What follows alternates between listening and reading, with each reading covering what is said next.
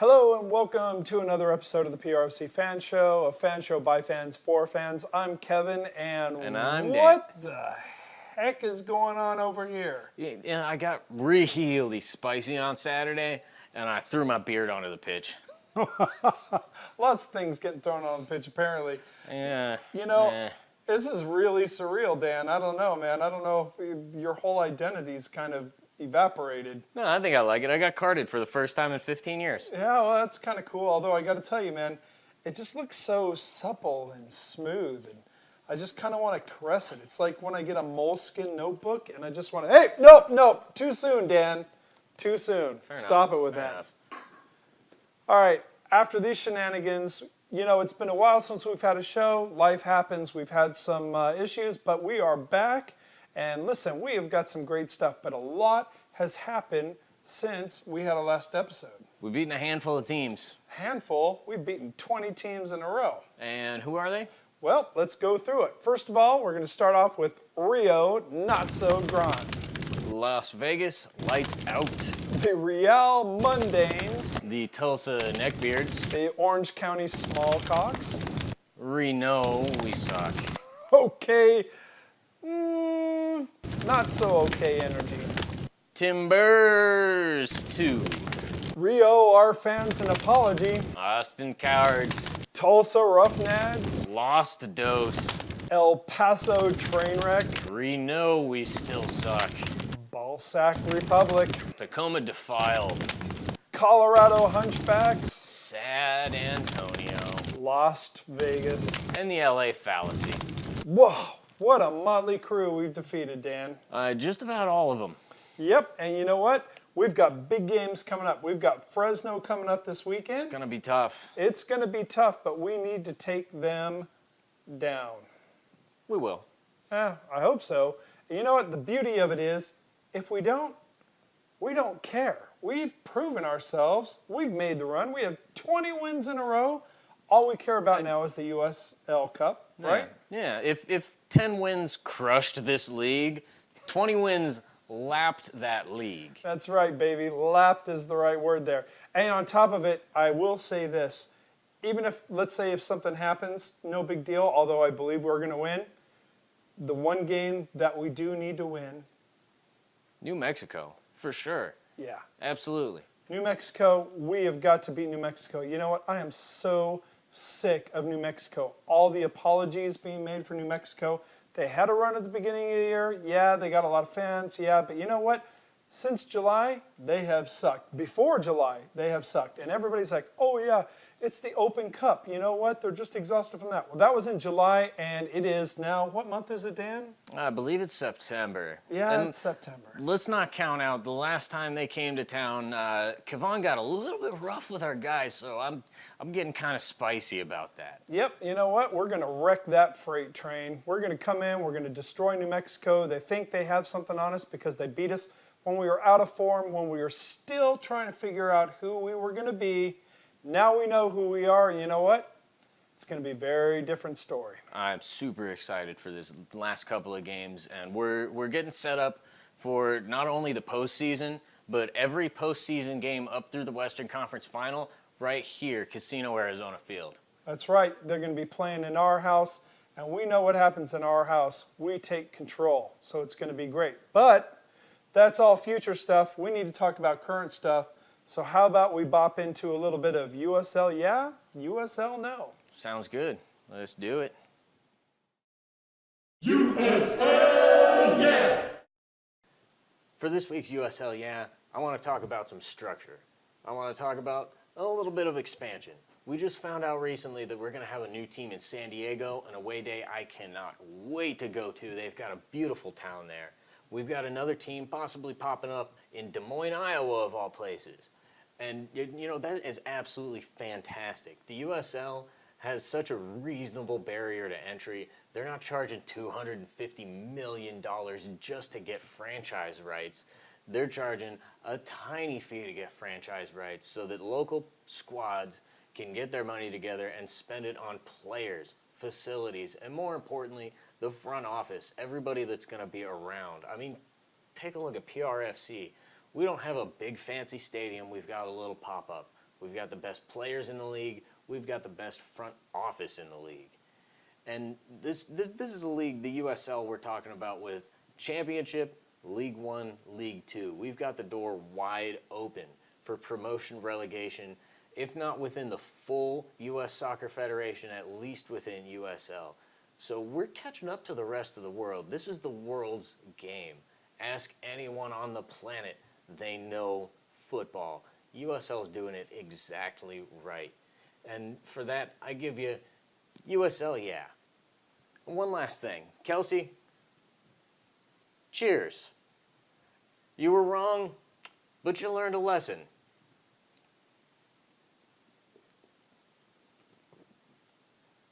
USL, yeah, Kelsey. USL, yeah. USL no. For this USL No, we're going to tackle something that's been a hot topic lately, and that is the razzmatazz that's been going on between the MLS and what we call the United Front. We're going to keep this simple, folks. The MLS is completely, utterly, in every way wrong in their stance against allowing people to show Iron Front flags or wear Iron Front shirts to MLS games. Their stance that a political message cannot be brought to a stadium is nothing short of absolutely and stupidly ridiculous. I would defy anyone to look at the entire history of soccer and find a time where soccer was not intertwined with politics. You can find it worldwide. I don't care the country. And you know what? You can also find throughout the entire world stupid people. Stupid people are everywhere. People who are racist, people who are bigots, people who are homophobes. The list goes on and on. And you know what, people? We need to stand against them.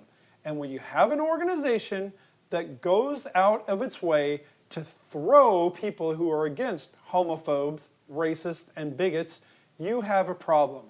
So here's what I say. First of all, USL, there are tiny rumors, and I want to emphasize tiny because I haven't been able to substantiate any of them, that you might buy into this MLS policy.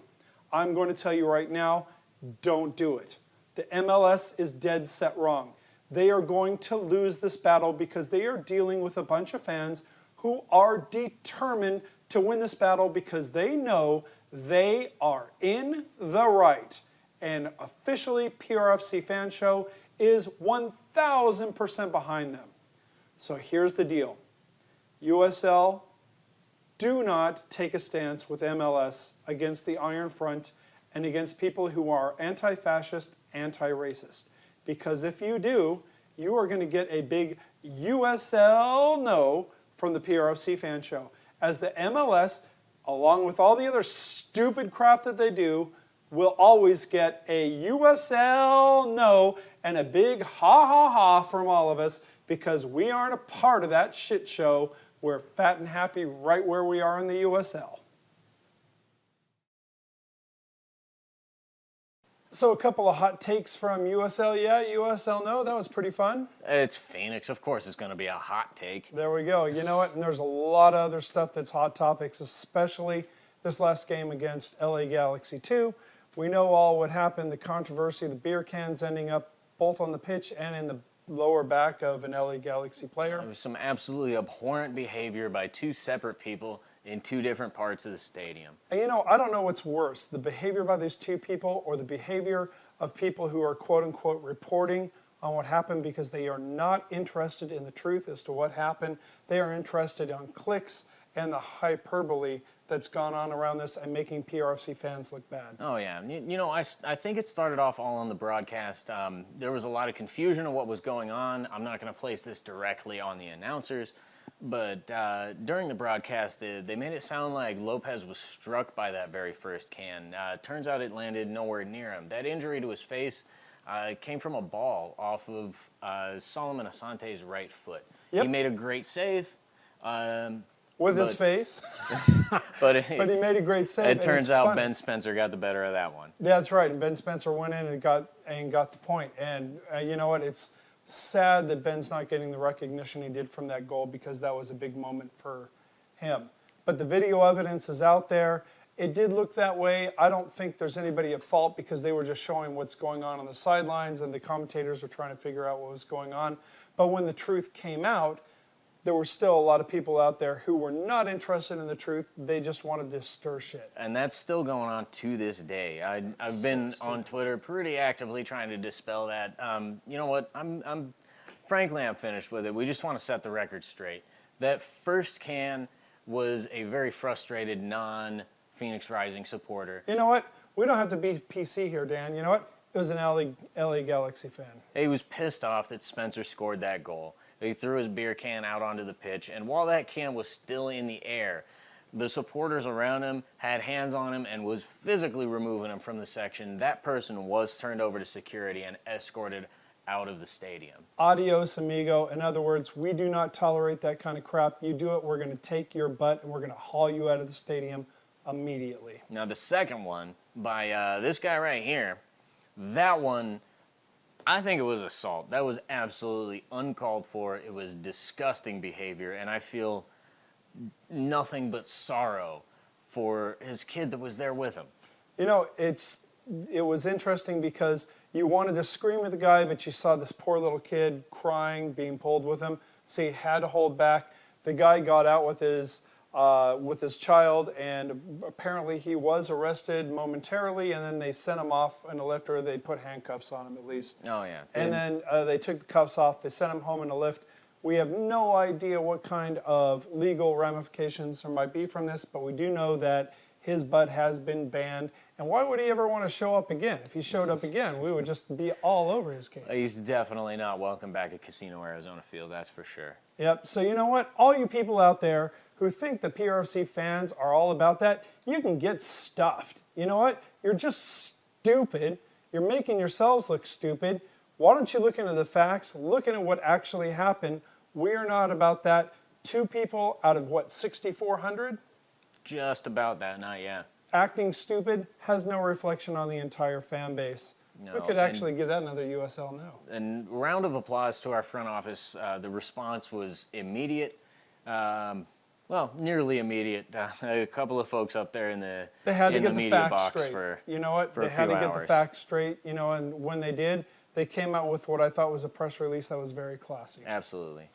So, you know what? That's it. We're done with that. We're moving on. There's no reason for us to even have to discuss it anymore. But we did look into it. And you know what? If there are people out there who want to continue disseminating bad information, that's on you. You're losers. We don't care. We're moving on. We got a cup to win. The past is behind us. We're going for win 21. Let's do it, boys. Come on. All right, we are moving on. And Dan, you know, there is one other thing that gets my blood boiling. Referees? Referees. Yep. You know what? The referees and the way that they have poorly officiated matches this past year has really, really driven me nuts. I see that you might have figured out why the refereeing is so bad. Yeah, I took a little trip up to the Colorado Pro Referees Training Facility. We did an interview. I'll throw the link in the description, but we'll give you a couple of highlights. But I think for right now, that's going to be about it. This is the PRFC Fan Show, a fan show by fans for fans, and I'm Kevin. I'm Dan. We'll see you next time.